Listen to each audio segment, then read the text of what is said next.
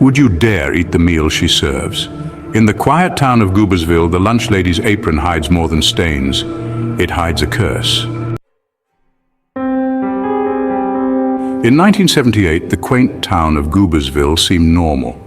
Children played on the swings, and teachers graded papers in sunlit classrooms. But in the dimly lit cafeteria of Goobersville Elementary, a horror was simmering. The students called her Miss Edna. To them, she was just the strange, quiet lunch lady who never smiled. But behind her hairnet and pale blue uniform, Miss Edna harbored a dark secret.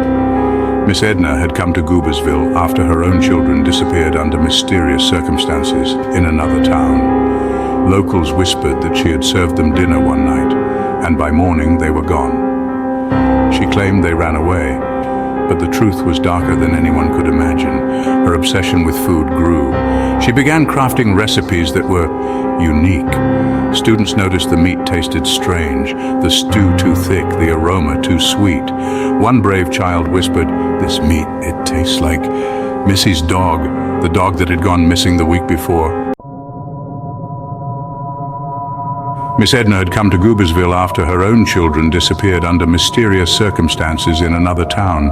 Locals whispered that she had served them dinner one night, and by morning they were gone. She claimed they ran away, but the truth was darker than anyone could imagine. Her obsession with food grew. She began crafting recipes that were unique.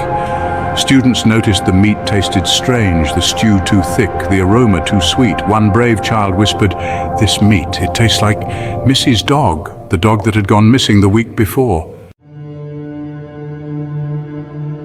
Then came October 13th, 1978, a day that would forever scar Goobersville's history. As the lunch bell rang, children lined up, trays in hand. Miss Edna stood behind the counter, ladling a murky stew into each dish. Her movements were slow, deliberate. She hummed an eerie tune, her eyes empty. When a young boy bit into his food, he pulled out something that made his blood run cold. A small, polished bone. Panic spread, children screamed, trays crashed, and Miss Edna... She just stood there, her ladle dripping, her head slowly turning towards the chaos with a smile that stretched too far. Teachers rushed in, but it was too late. Miss Edna dropped the ladle, reached under the counter, and pulled out a large, rusted meat cleaver. The cafeteria doors slammed shut. No one escaped. When the police arrived, they found the cafeteria drenched in crimson. Miss Edna was gone, leaving behind only the meat cleaver, still warm to the touch.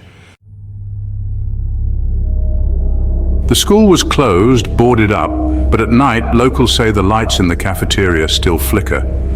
Shadows move behind the dusty windows. Passers-by hear the hum of a lullaby, the same haunting tune Miss Edna sang as she served her last meal. Investigators never found her. Some say she escaped into the woods, others believe she still roams the halls, her apron stained, her cleaver in hand. Urban explorers who dared enter the abandoned school reported finding fresh footprints, still warm kitchen utensils, and the smell of something sweet. Too sweet, but none of them stayed long. Those who did, well, they were never seen again. They say if you drive past Goobersville Elementary at midnight, you might see her shadow through the cafeteria window. And if you roll down your window, you'll hear it. The clatter of a ladle, the scrape of a cleaver, and her voice. Time for lunch. Would you dare visit Goobersville Elementary? Do you believe Miss Edna's spirit still haunts the cafeteria? Tell us in the comments, like if this story gave you chills.